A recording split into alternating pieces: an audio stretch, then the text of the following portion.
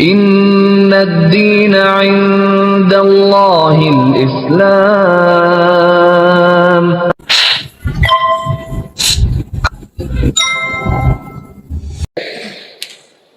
Waktu saya masuk Islam, berita tentang kemurtadan pendeta Maksi menyebar kemana-mana. Surat-surat kabar, bahkan YouTube, semua langsung apa?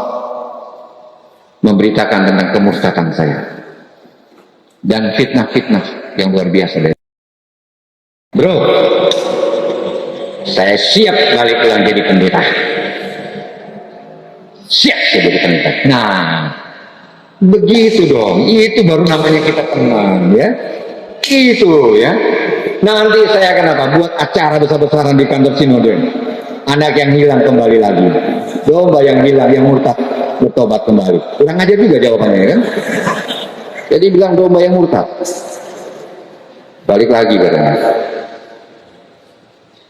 Tapi saya minta satu syarat, boleh nggak? Bismillahirrahmanirrahim. Assalamualaikum warahmatullahi wabarakatuh. Alhamdulillahirabbil alamin. Wassalatu wassalamu ala asyrofil anbiya wal mursalin sayyidina wa maulana Muhammadin wa ala alihi washabihi ajmain amma ba'du. Dan satu nikmat yang paling utama adalah nikmat Islam. Orang tanpa beragama Islam tidak ada jaminan masuk surga. Yang kedua adalah nikmat iman, nikmat kesehatan, nikmat kesempatan. Seperti adik-adik yang sementara ada di jalan di tempat ini, yang belum tentu semua anak-anak bisa mendapatkan kesempatan yang sama. Salawat dan salam kepada junjungan kita, Nabi besar kita, Nabi Muhammad Sallallahu Alaihi Wasallam, sama dengan keluarga dan kerabat-kerabatnya dan seluruh pengikutnya hingga pada akhir zaman. Ada yang sudah kenal saya?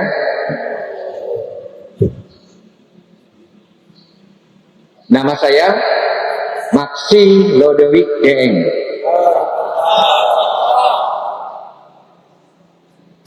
Ada Lodewijknya di situ, masih ada keturunan Belandanya.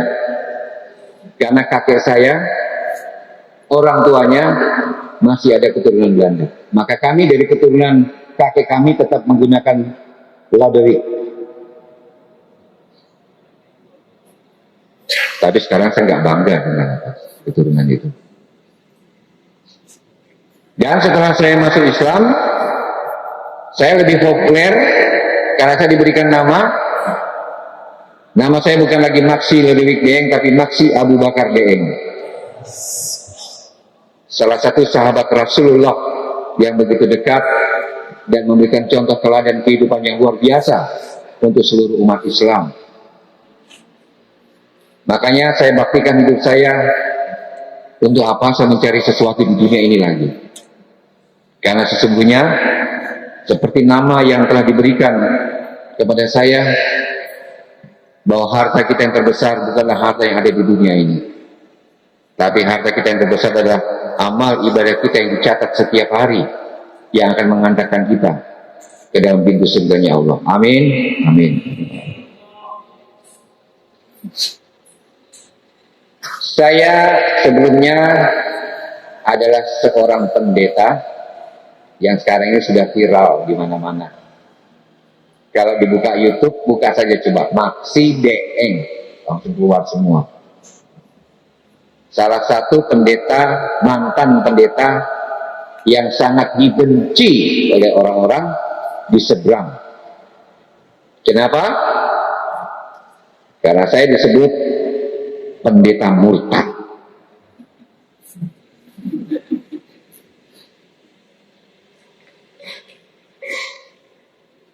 Saya menempuh pendidikan S1 saya di Manado, di Universitas Kelabat.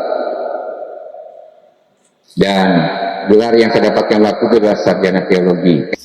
Saya tamat, ambil SPH, selesai sarjana teologi, dan saya diberikan kesempatan untuk mengikuti program misioneri dan juga sekolah lanjut di luar negeri. Dan nama Maximo Dewick Deeng ini adalah misioneri pemuda pertama dari Indonesia yang dikirim ke luar negeri bergabung dengan 1000 pemuda-pemuda di dunia untuk mengikuti program 1000 Missionary, yang artinya 1 tahun diberikan untuk misioneri.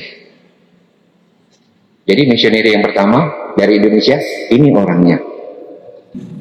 Jadi anehnya sekarang kalau di saya misioneri pertama, tapi batch yang keempat. Dan sekarang saya coba cari-cari misioneri batch pertama, batch kedua, batch ketiga, batch keempat. Saya cari nama saya, sudah hilang. Udah nggak ada nama saya. Karena dianggap misioneri murtad.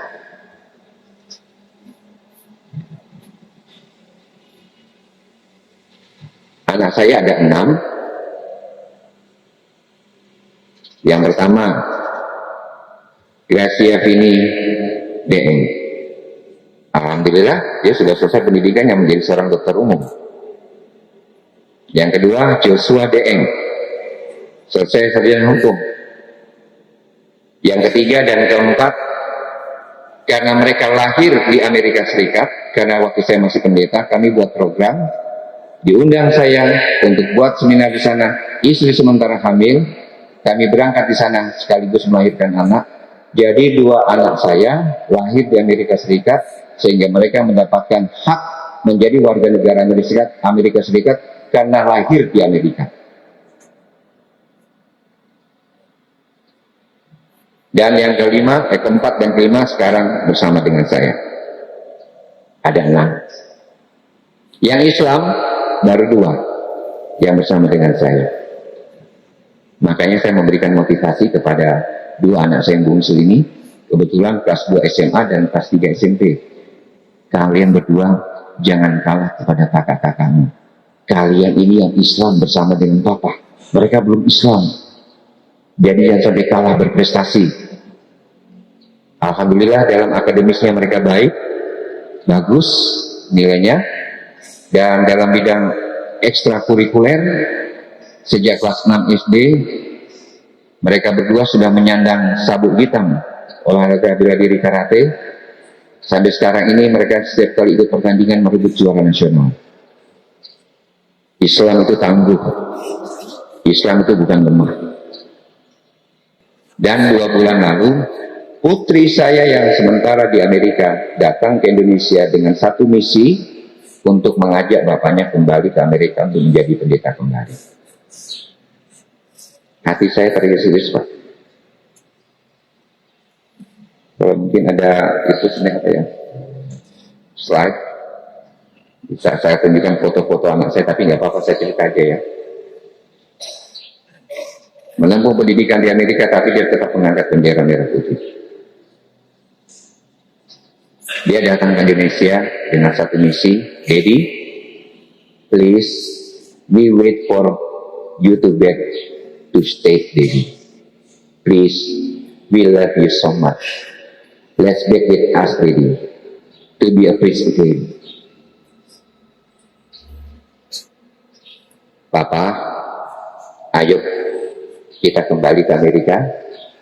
Kami semua menunggu Papa agar Papa bisa menjadi pendeta kembali. Di satu sisi, putri saya yang minta. Kenapa saya diminta untuk kembali? Karena pendeta yang tugas sama saya dulu di Papua, dia pendeta senior, saya pendeta mudanya. Jadi dia sudah berpesan, kalau dia pensiun atau kalau terjadi apa-apa dengan dirinya, maka yang menggantikan dia di Amerika itu adalah saya. Pak, sedangkan jadi pendeta Indonesia tidak enak, apalagi pendeta di Amerika loh. Itu kerinduan banyak pendeta-pendeta untuk bisa jadi pendeta di Amerika. Kalau seorang pendeta mendapatkan 15.000 US dollar, dirupiahkan berapa itu ya? Coba dihitung. Nah, kita coba-coba hitung gajinya pendeta ini. Ya, siapa tahu nanti ada yang mau jadi pendeta.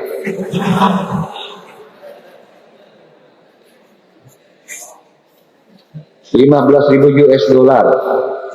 Kalau $1 sekarang 15.000, $1.000 15 juta. 15 juta dikali 15, 200 juta lebih. Itu baru gaji pokoknya. Kalau di Amerika, bahkan jangan di Amerika, di Indonesia, pendeta itu pekerjaannya enak, Pak. Belum ada seminar-seminar, belum ada apa, kebaktian rohani. Di mana-mana buat kebaktian rohani. Kayak saya dulu jadwal saya, Pak. Saya satu hari bisa 2 kota. Pagi di Manado, sorenya sudah bersama di Papua. Coba bayangkan. Ya. Laptop sama tas saya itu kadang-kadang tas ya mungkin lebih berat daripada laptop yang tipis itu. Ya. Enak nggak jadi pendeta? Ada yang mau jadi pendeta? Di Indonesia aja sudah begitu, apalagi jadi pendeta di Amerika. Banyak orang itu apa? Pendeta-pendeta punya impian kok bisa dia jadi pendeta di Amerika. Kenapa? Because of money.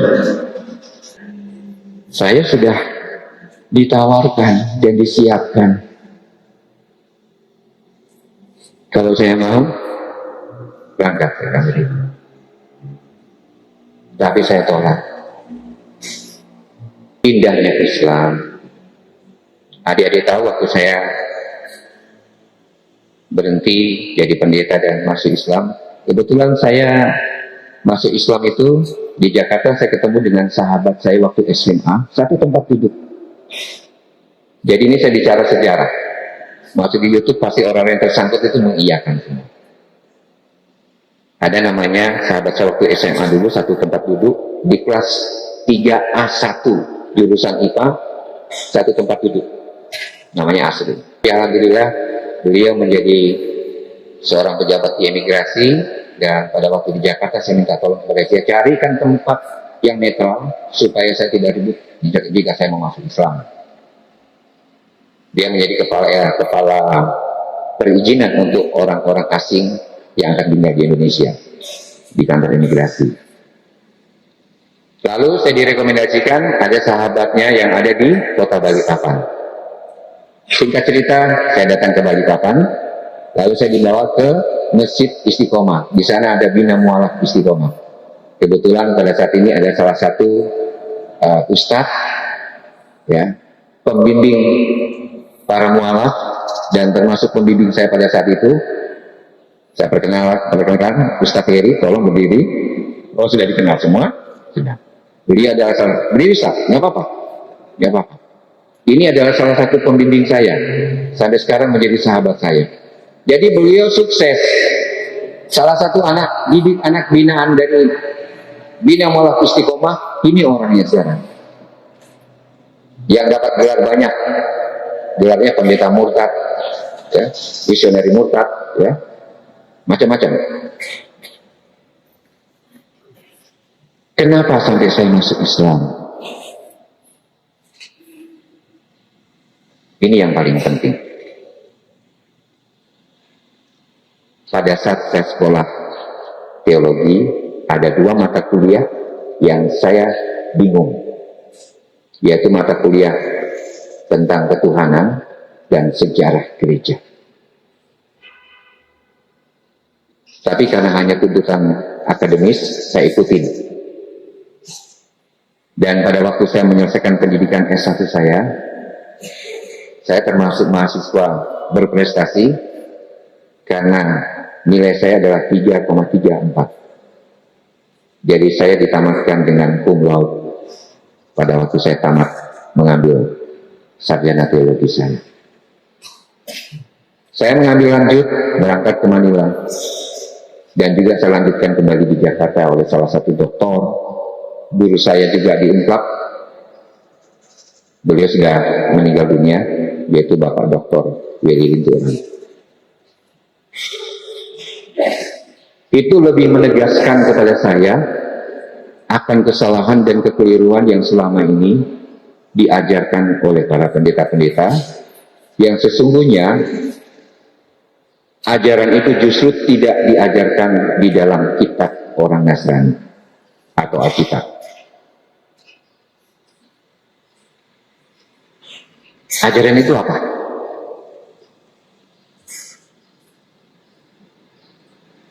Orang Nasrani mentuhankan Yesus Kristus atau Nabi Isa alaihissalam sama posisinya dengan Allah. Itu dosa terbesar yang sebenarnya tidak bisa diampuni. Karena di dalam kitab sendiri, orang Nasrani itu menciplak kitabnya apa? Orang Yahudi. Yang disebut Torah, kitab Torah. Yang disatukan bersama nabi-nabinya orang Yahudi sampai di zamannya Yesus. Dan dikumpulkan, dibagi menjadi dua kitab, Perjanjian Lama dan Perjanjian Baru. Dan di dalam kitabnya orang Yahudi yang disebut 5 kitab Musa, di sana jelas ditulis di dalam 10 hukum. Hukum yang pertama, jangan ada ilah lain atau sesembahan lain selain Allah. Dan Yesus sendiri mengajarkan di saat dia masih ada di dunia, dia mengajarkan bahwa yang patut disembah hanyalah satu, dan aku ini hanyalah utusannya. Sekarang mana yang lebih tinggi, ucapan dan perkataan Yesus atau ucapan pendeta? Ucapan Yesus dong. Ya. Akan tetapi ajaran dari kitab-kitab yang diturunkan oleh hamba-hamba Allah sampai di zamannya Yesus Kristus sendiri, atau kita menyebutnya Nabi Isa alaihissalam, di saat Nabi Isa sudah diangkat awal abad keempat hingga akhir abad keempat, di sana terjadi banyak perubahan-perubahan, aturan-aturan yang dibuat oleh kekuasaan gereja. Sehingga semua doktrin, semua dogma yang tidak sesuai dengan ajaran-ajaran mulai dimunculkan di sana. Ada yang disebut konsili-konsili, ada konsili Nicaea, konsili Chalcedon, konsili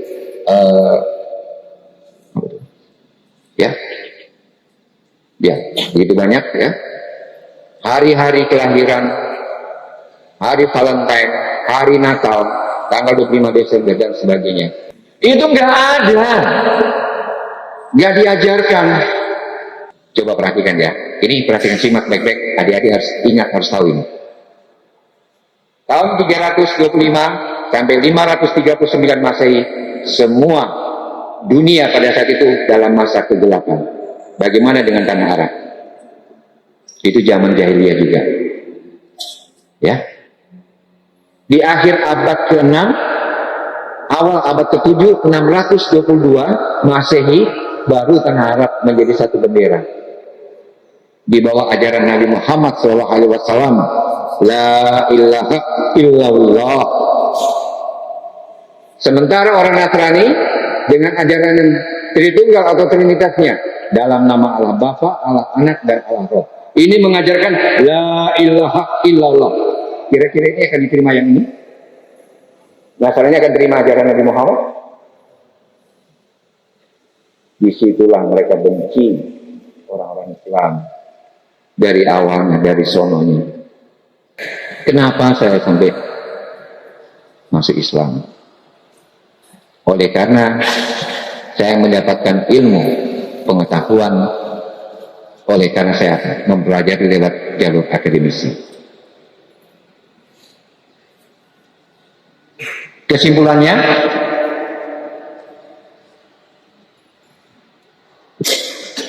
saya terbuai jadi pendeta, walaupun sudah tahu sains pengetahuannya. Terbuai. Gaji, tunjangan, dapat ini, dapat itu. Ya, dilayani bagaikan raja. Waktu saya masih pendeta muda, ibu-ibu yang punya putri wanitanya, kalau bisa mau dicalonkan semua sama pendetanya. Ya.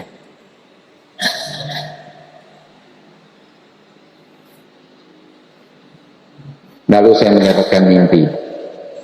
Dan mimpi itu, saya masuk di satu lubang yang sangat besar. Lubang yang gelap sama-sama. Terdengar cerita dan suara-suara mengerikan. Saya mencari jalan keluarnya, saya nggak tahu kemana. Tiba-tiba saya melihat ada cahaya kecil. Kalau di gelap ada cahaya pasti akan kelihatan kan? Ada cahaya. Saya kejar cahaya itu. Saya lari, saya kejar cahaya itu. Hilang hidup, hilang hidup. Saya kejar terus. Lama-lama membesar cahaya itu. Semakin saya lari mengejar, semakin besar cahaya itu. Semakin dekat dan semakin dekat, saya semakin apa? Keras berlari. Lalu saya masuk ke dalam lubang itu, cahaya itu. Saya lihat pemandangan yang sangat indah, pemandangan yang sangat sejuk. Tapi tiba-tiba di saat saya tertegun melihat pemandangan itu, nama saya terdengar dipanggil. Maksi, la ilaha illallah. 3 kali Pak. Maksi, la ilaha illallah. Maksi, la ilaha illallah. Saya terbangun, badan saya basah. Kenapa saya dapat mimpi ini? Saya menyadari saya sudah terlalu jauh, dan Allah menegur saya dengan memberikan mimpi. Dan mimpi itulah yang membuat saya segera membuat keputusan untuk hijrah. Pertama yang saya buat, saya ambil leave of absence, berhenti dulu sementara dia jadi pendeta. Saya merenung, nanti kalau saya keluar dari pendeta jadi apa? Kalau saya mikir nanti saya akan jadi pedagang, nanti saya jual tanah kebun-kebun saya yang saya beli waktu pendeta. Dan kesimpulannya, saya disyahadatkan di Masjid Istiqomah Balikpapan. Salah satu pendamping dan pembimbing saya Ustaz Heri. Waktu saya masuk Islam, berita tentang kemurtadan pendeta Maksi menyebar kemana-mana. Surat-surat kabar, bahkan YouTube, semua langsung apa? Memberitakan tentang kemurtadan saya. Dan fitnah-fitnah yang luar biasa dari diri saya. Tapi alhamdulillah kesimpulannya, semua fitnah itu hilang dengan sendirinya. Ada yang mengatakan saya pendeta pendusta, saya bukan pendeta. Mereka cek sendiri, ternyata betul saya pendeta.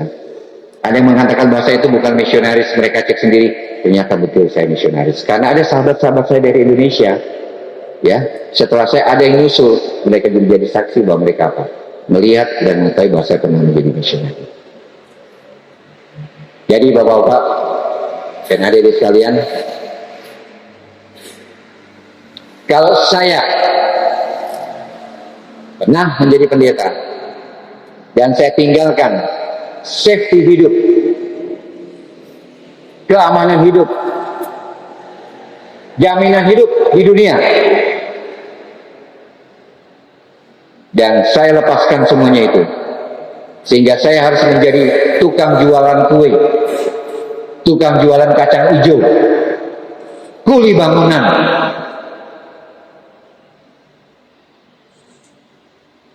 Akan tetapi saya tidak pernah menyesal. Mengapa? Karena hidayah Islam itu sangat tinggi nilainya dan tidak ternilai harganya. Takbir! Takbir! Itu sebabnya mengapa para pejuang-pejuang Hamas mereka tidak takut menjemput kematian. Saya kalau diizinkan berangkat ke Palestina, kebetulan saya pernah diajarkan oleh Bapak dulu bagaimana bongkar senjata, isi magasin. Saya masih tahu, Bapak saya TNI, kakek saya TNI. Sampai Bapak saya dihukum karena apa? Karena itu senjata diisi magasin, lalu niat kiri kanan, dikasih sama saya, tembak Bapak, bismillah Bapak, siapa menembak. Dan termasuk penembak jitu, keturunan penembak jitu, kakek saya penembak jitu, Bapak penembak jitu. Kalau diizinkan. Tapi nggak ada yang menyuruh saya berangkat ke sana, dan ada yang bilang bahwa jangan, masih banyak pekerjaan yang harus diselesaikan oleh Abu Bakar DM katanya. Jadi apa yang harus kita buat untuk berjihad? Nih adik-adik, buktikan Anda anak-anak yang berkualitas. Buktikan Anda adalah anak-anak apa? Super. Jangan kalah kepada mereka. Mereka dari kecil, masih dari bayi sudah disiapkan mau ikut pendidikan apa. Raihlah pendidikan sebaik mungkin. Raih ilmu sebaik mungkin. Ya. Islam itu hebat. Islam itu tangguh. Islam itu cerdas. Makanya kalau ada orang-orang yang masuk Islam, pasti itu orang-orang cerdas. Bukan orang kaleng-kaleng. Ya. Baik, mungkin itu dulu yang saya bisa bawa. Kalau bisa ada pertanyaan, mungkin 3 menit, boleh? Ada yang mau bertanya? Saya mau bertanya, setelah masuk Islam, apakah istrinya juga masuk Islam atau tetap di agamanya? Insyaallah. Istri saya yang pertama adalah seorang dokter.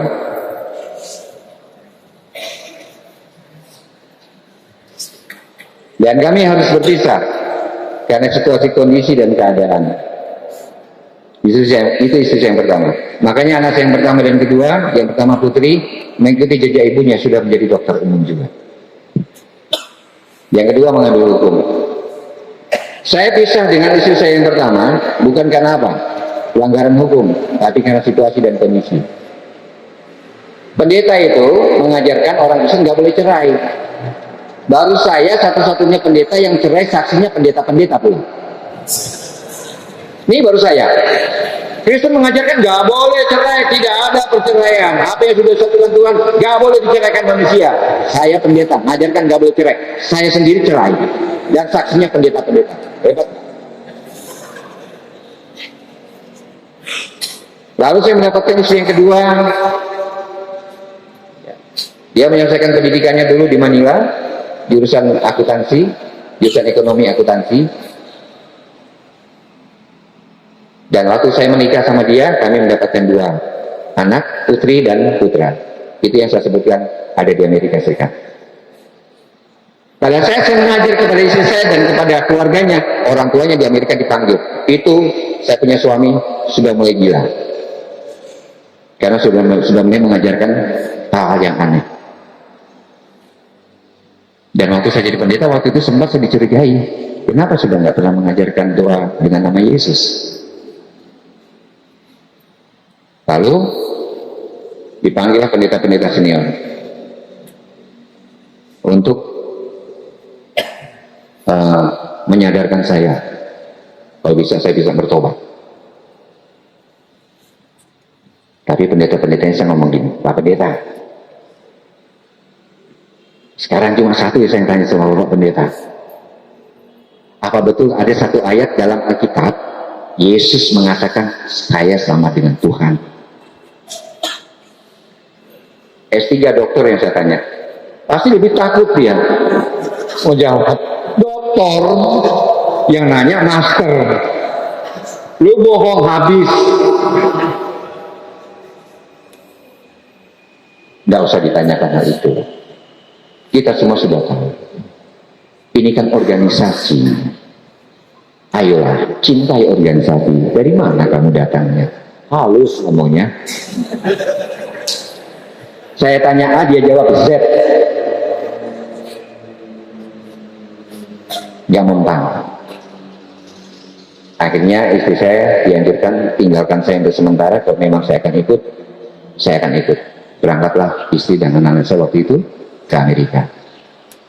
Sampai sekarang ini. Jadi mereka punya misi kok, anak dan istri sudah ke sana, saya akan ikut ke sana.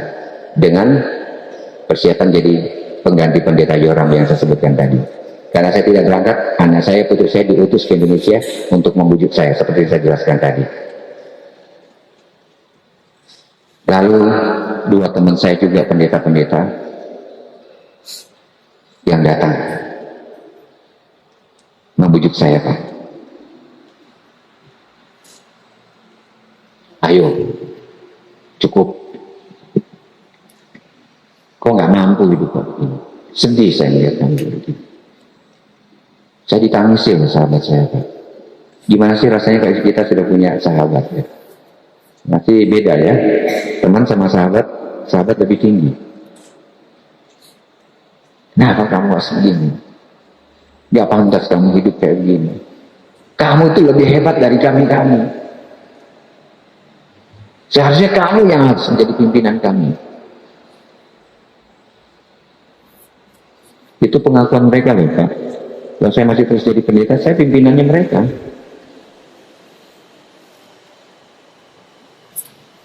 Terus yang satunya ngomong begini, dan begini, Mas, kamu balik ulang jadi pendeta, gak apa-apa imanmu Islam. Ini lebih gila.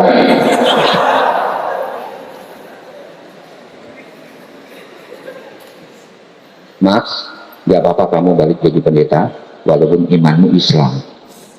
Saya bingung jadinya. Gimana?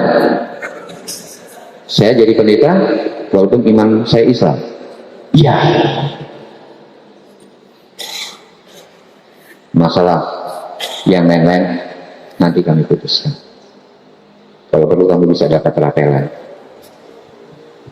Ya, Bapak tahu ya, gaji itu kok dikumpulin banyak juga duitnya ya. Saya mikir, saya dapat akal.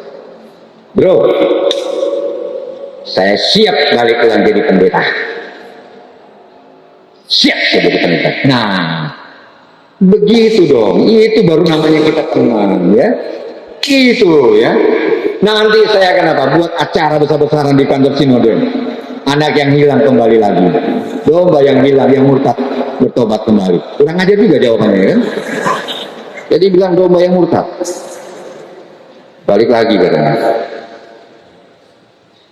Tapi saya minta satu syarat, boleh nggak? Oke, yang penting kau bisa minta satu syarat, jangan yang aneh-aneh. Kau lihat kok, anak-anakmu kesian. Kau lihat hidupmu. Kau ngekos di tempat sempit seperti ini. Gak layak kau ya. Kandang kambing ini lebih pantas kami tinggal sini daripada kamu. Masya Allah.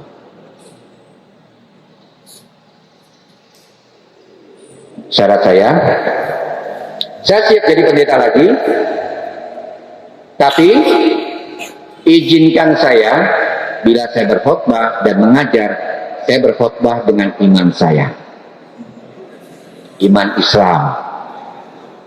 Kami jadi merah Pak. Jadi kamu berkhotbah dengan iman Islam. Ya, kamu kan tadi ngomong, saya bisa balik lagi jadi pendeta walaupun iman saya Islam. Jadi izinkan saya kalau nanti berkhotbah di gereja, saya akan berkhotbah dengan caranya Islam. Yang satu langsung ngomong, percuma kita ngomong sama dia sekarang. Ini orang sudah kerasukan katanya. Jadi kita tunggu sampai dia jadi miskin. Dia mau bisa apa sekarang? Kita doakan aja dia supaya dia mendapatkan hukuman dari Yesus. Saya didoakan dalam nama Yesus supaya saya jatuh miskin, baru minta pertolongan sama mereka. Mana mempan mereka berdua dalam nama Yesus untuk membuat saya jatuh miskin? Nggak bisa. Nggak bisa bro.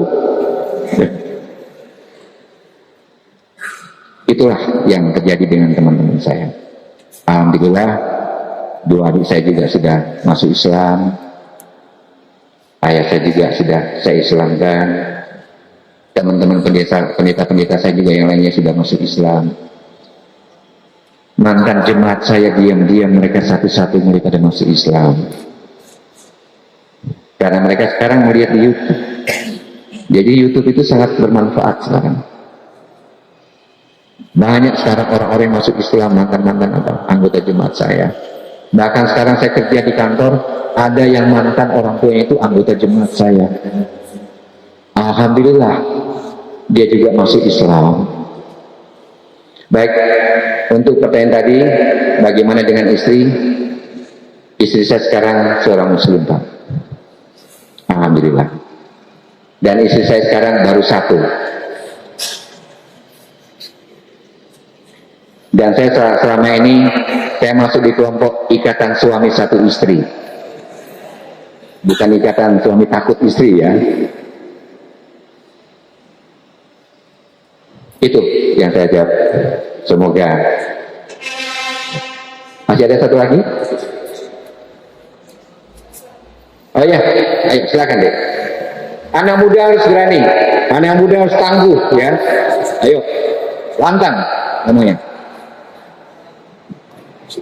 Nah itu ada mic.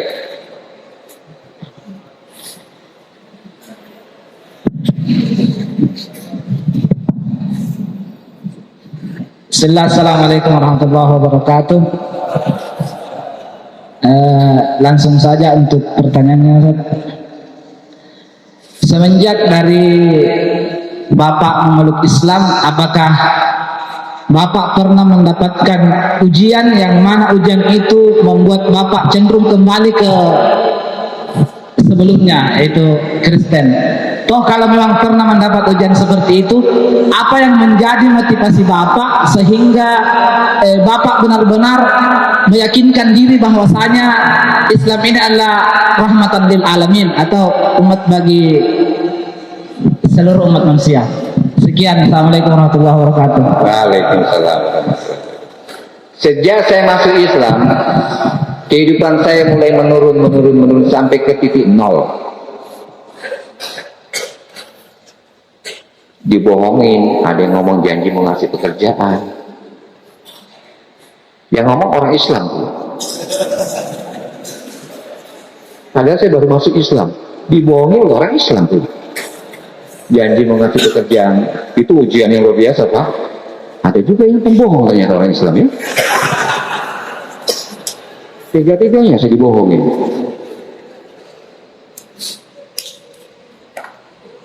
Kalau pendeta masuk Islam, dia mau kerja apa? Nggak ada. Karena hidupnya itu dipersiapkan untuk menjadi seorang pendeta. Bisa ngajar, tapi jaringannya jaringan Nasrani semua. Saya dikasih pekerjaan yang tidak bisa saya lakukan. Mengatur permesinan. Daripada mesinnya rusak dan kacau, yang saya berhenti. Lalu saya minta tolong. Saya minta tolong kepada orang Islam pula. Gak apa-apa, ini jadi cerita, ini kisah nyata. Saya pengen dagang, jualan. Jadi saya minta tolong dibantu saya. Saya mau beli gerobak untuk dagang kacang hijau. Dijawab iya. Oh iya. Ya, sabar, nanti kami berikan. Berapa anggarannya? Ya, saya tanya perkiraan 3,5 juta waktu itu ya.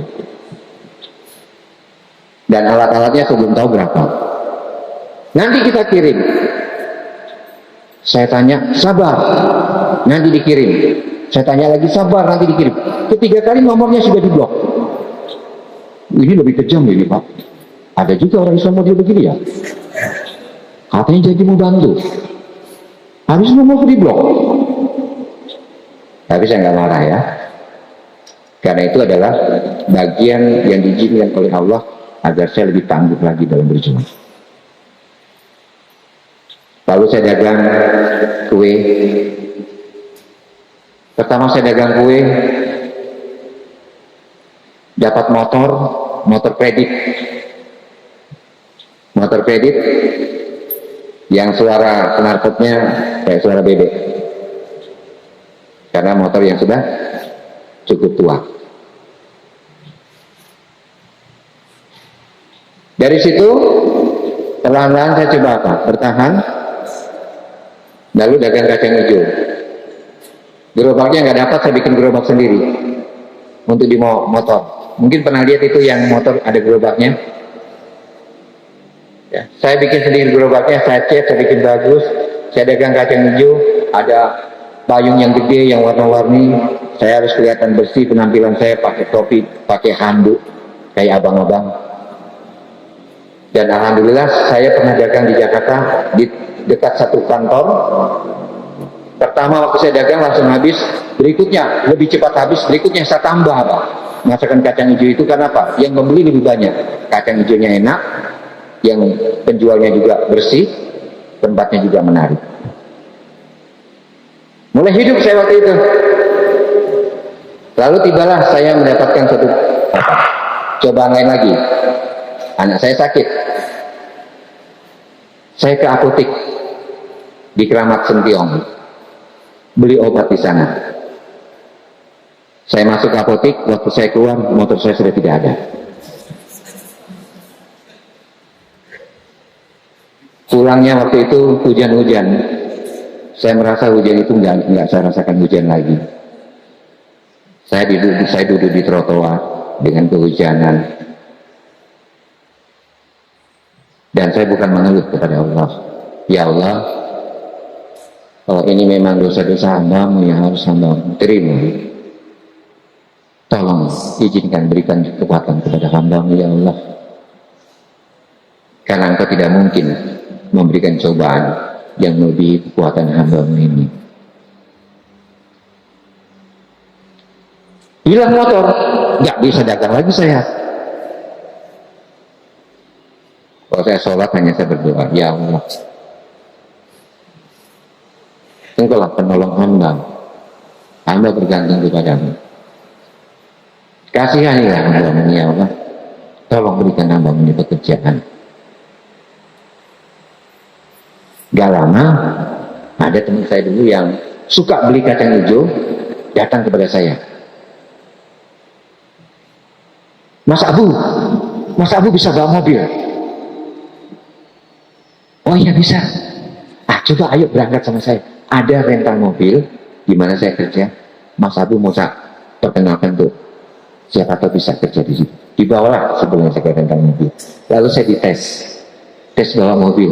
Itu ujiannya itu jalannya sempit. Waduh, belokannya sempit. Jadi waktu dites saya gemeteran juga saya kan. Ini bisa lulus ya, tapi bisa lulus. Dan waktu saya lulus, saya jadi sopir di situ. Lalu saya mendapatkan tugas untuk menjemput para tamu-tamu dari luar negeri dari rental itu karena saya bisa berkomunikasi bahasa Inggris. Mulai lumayan pekerjaan jadi sopir. Lalu rental ini dipinjam oleh satu perkantoran, butuh 15 mobil dan sopirnya selama 3 bulan. Setelah itu kantor ini butuh juga sopir, tambahan sopir. Dan mereka minta dari rental itu siapa yang bisa direkomendasikan. Saya tidak melamar, saya direkomendasikan. Ada satu, namanya Pak Abu Bakar DE. Jadi akhirnya diterima menjadi sopir di situ. Dan itu sampai sekarang. Saya sekarang jadi sopir di kantor BPJS Kesehatan Pusat Indonesia di Jalan Lejen Suprapto. Kok bisa saya jadi sopir di sini? Ya, karena prestasi yang saya buat, saya diangkat juga menjadi sopir pribadi, bukan sopir pribadi, sopir membawa pimpinan, General Manager BPJS, salah satu General Manager BPJS harus saya yang mengantar jemput. GM ini tahu kapasitas saya, karena dia tahu kami bersahabat, sampai akhirnya kalau ada waktu kosong dia panggil saya, Pak Abu, ayo naik ke atas. Setelah saya naik ke atas, GM-nya ngomong apa? Pak Abu, ayo ajarin saya bahasa Inggris. Pelatih saya bahasa Inggris. Kalau saya salah ngomong, diperbaiki ya, grammar dan tata bahasanya. Seorang GM belajar bahasa Inggris kepada sopir.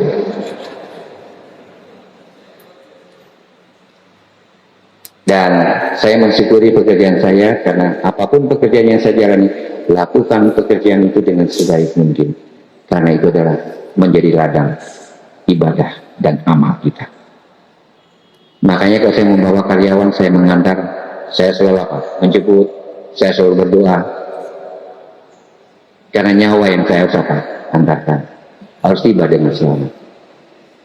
Kesimpulannya sampai pada saat ini, saya di Jakarta, saya ngajar juga bahasa Inggris untuk anak-anak SD. Anak-anak SD di sana, saya tinggal di daerah Menteng, dekat Manggarai. Namanya Menteng Tenggulun di Jakarta. Menteng Tenggulun ini saya menyebutnya karena tinggalnya yang di bantaran dekat kali, saya tinggal di daerah Menteng elit. Bukan menteng yang hebat ya, menteng elit, menteng ekonomi sulit. Anak-anaknya anak yang kurang beruntung semua di sana.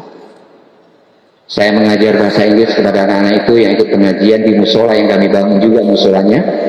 Musola sudah hancur, kami bangun menjadi indah. anak-anak bisa apa? Ikut pengajian dengan baik, tidak kehujanan, dan bisa mendapatkan apa? Pelajaran bahasa Inggris. Saya sendiri yang mengajarnya, tanpa dipungut biaya. Selain itu saya di Jakarta juga menjadi salah satu pengajar untuk mengajar salah satu cabang olahraga bela diri, yaitu bela diri karate. Alhamdulillah anak-anak didik saya sekarang ini, yang anak-anak tinggal di Menteng Elit ini, sudah ada 4 anak SD yang bisa merebut juara nasional. Pelatihnya siapa? Abu Bakar. Dibayar berapa? 0 bayaran. Inilah kehidupan yang saya coba hidupkan sebagai seorang hamba Allah yang diberikan nama Abu Bakar. Baik, masih ada yang mau bertanya? Cukup ya. Baik adik-adikku sekalian, para santri, semoga Allah menolong kalian semua selama menempuh pendidikan di sini. Kalian menjadi anak yang cerdas, menjadi anak yang soleh, anak yang bisa membanggakan kedua orang tua kalian, anak yang bisa membanggakan guru-guru pembimbing kalian, dan anak-anak yang bisa bermanfaat kepada sesama, dan terlebih anak-anak yang bisa menjaga kesatuan negara Republik Indonesia untuk masa depan. Amin.